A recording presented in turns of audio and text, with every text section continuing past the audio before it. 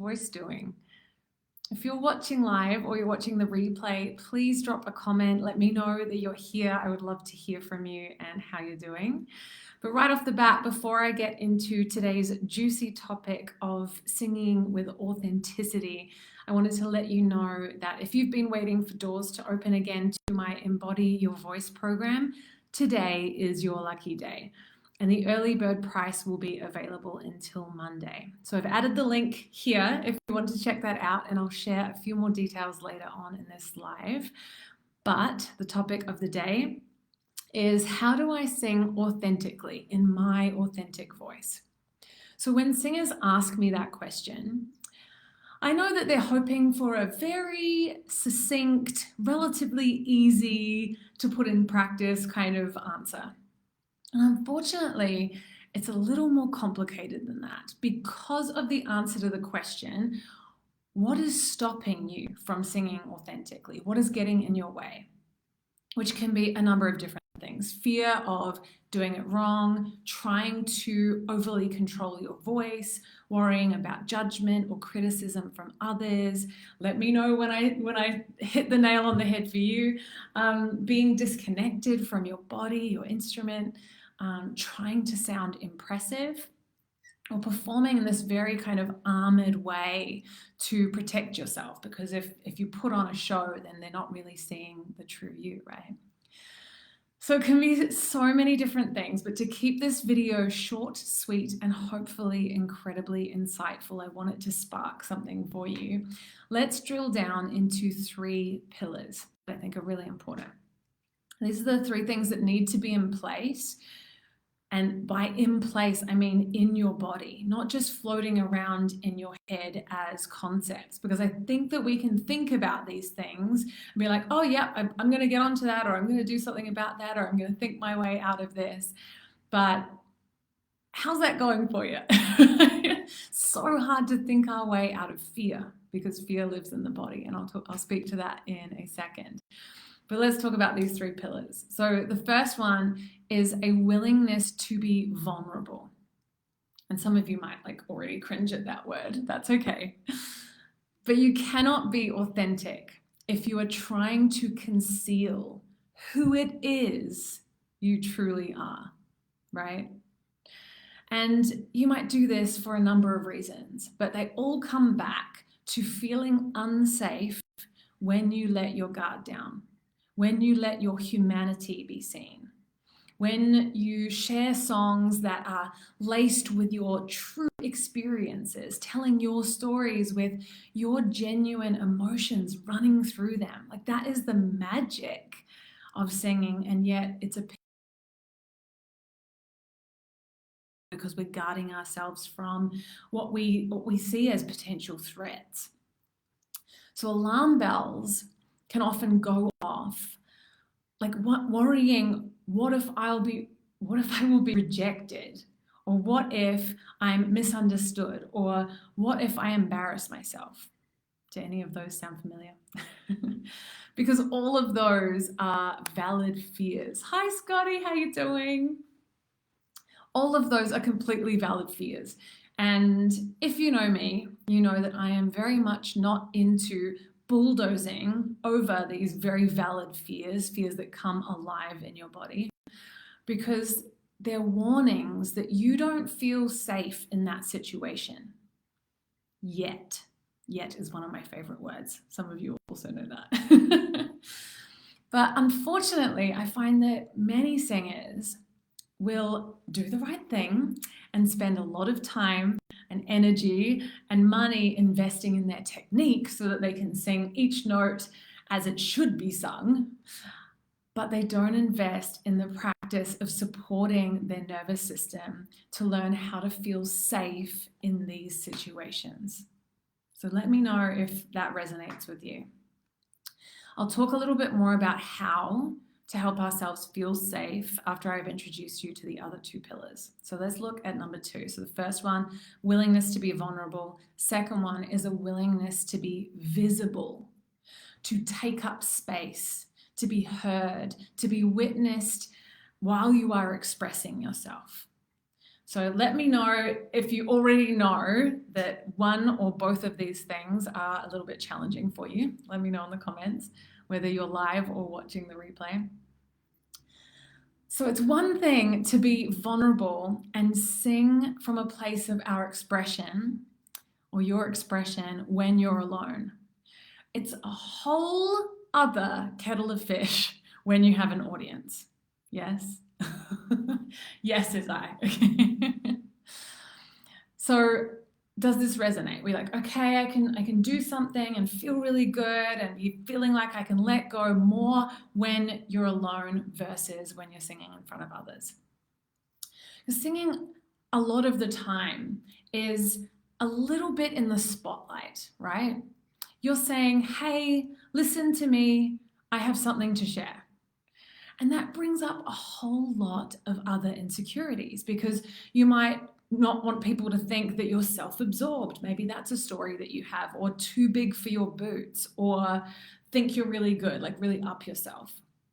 So there's this battle between wanting to share and connect, and then a contracting feeling in the body that you don't want to take up too much space. So you want to be visible, but not too visible. You want to be powerful, but not too powerful. If anyone has struggled to belt, really ask yourself the question, am I willing to take up space with my voice in this way? Am I willing to be heard, or does that actually feel frightening? Does that feel unsafe to me? And the idea of stepping outside of our comfort zone, right? I want to step outside my comfort zone. I want to do all these things. I have these big dreams. I want to make things happen, but I don't want to step too far outside. So again, we need to learn how to feel safe while being seen, and being seen in our bigness, in our ownership of our gifts and our desires and our passions. All does. Excellent content as always. Thank you, Scotty. That's so sweet of you. The final pillar, drum roll, is singing from a place of worthy first. And some of you will have heard me talk about this over and over again. And I do it because it's so important. It's what I'm committed to, building an army of singers who feel enough, like they're good enough before even opening their mouths, before knowing the outcome, before finishing the song, before hearing the feedback. Because when you sing with the hope that you'll finally be worthy if you meet your own criteria, which could be doing it perfectly, winning the competition, getting enough likes on social media, landing the role, if you have that as the expectation, you've already lost. And what I mean by that is when you sing anchored in your self-worth, the striving falls away, the fear falls away, because you know that even if you mess up the lyrics or a note cracks or you look a little silly while you're dancing in the instrumental, that it doesn't change your intrinsic value. It doesn't mean anything about your talent or your permission to call yourself a singer or to share your voice. And that is when you're set free. When it gets to be about your joy, about the beauty of using your body to create music. Like, it's such an absolute gift. And most of us aren't singing with that knowing in our bones, right? So can you see how if those three pillars were in place, you would feel completely different when you sing, and it would be easy to sing authentically. Those are the barriers, right? So what do we do about this?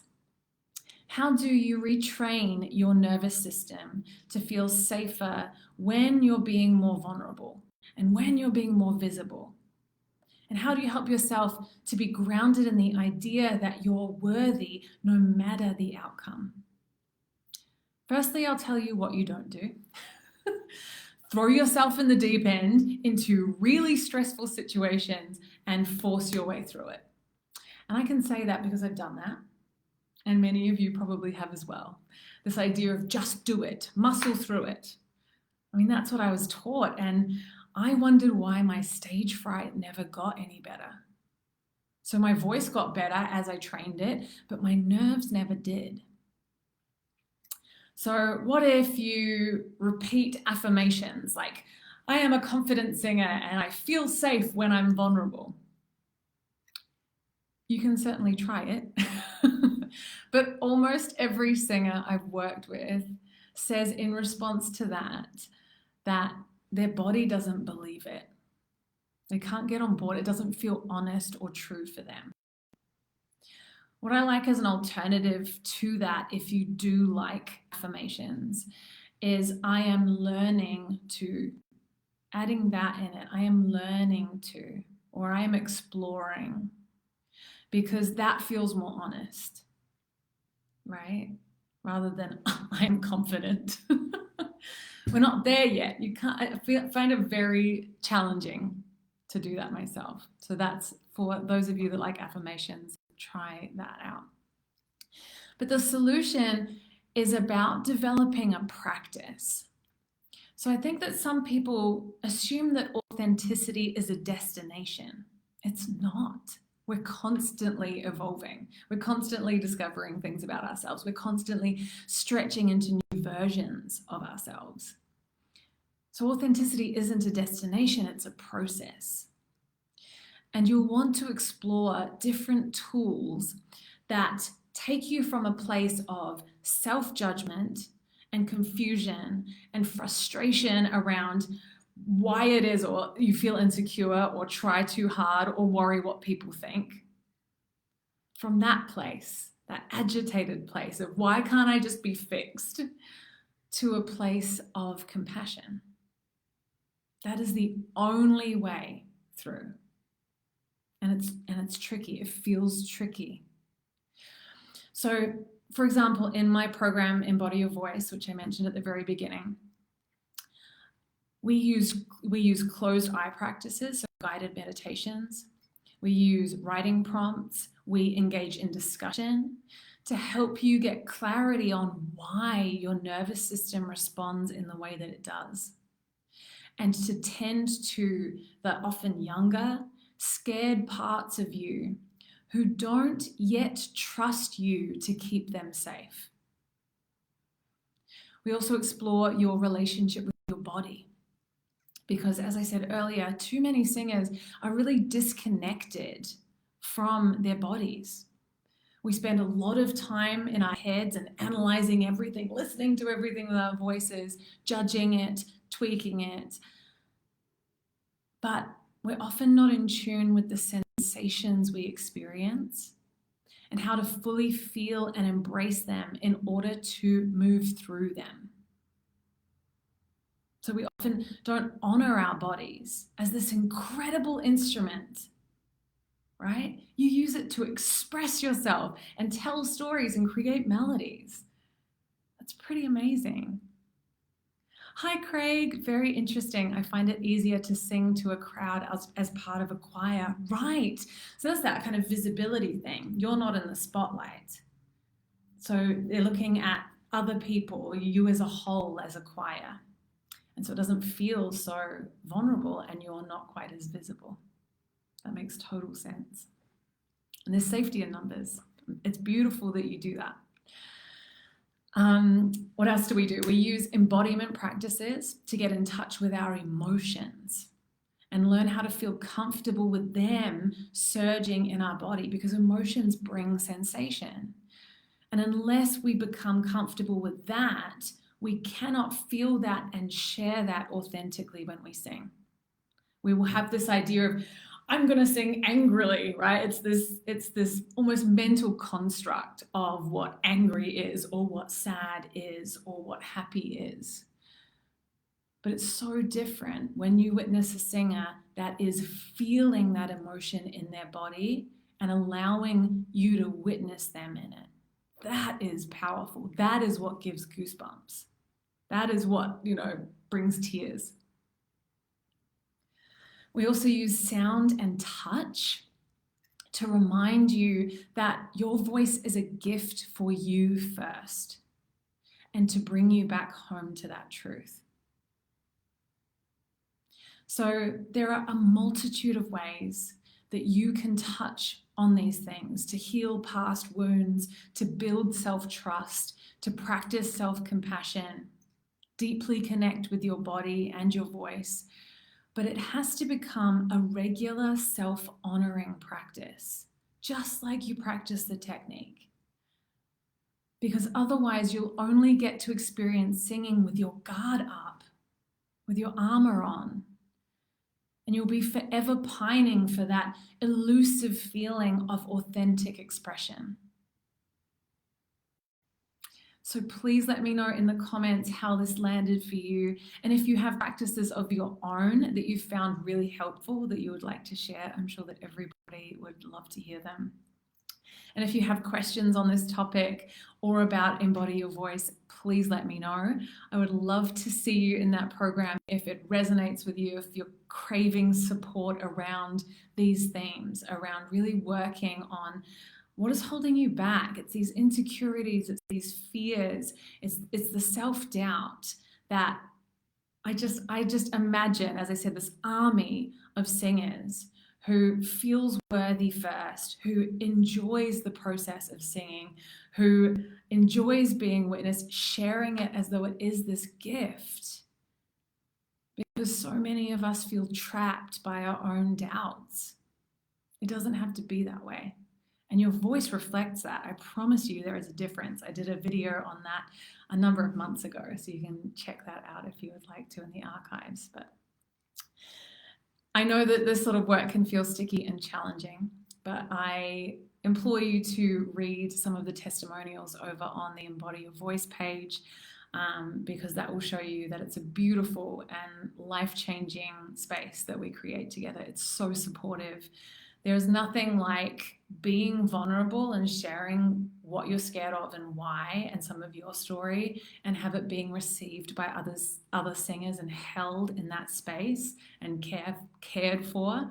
There is nothing like it, and I feel so honored to be able to do this work. So check it out. Let me know any comments and thoughts. I would love to hear your reflections on this. Hi, Renee.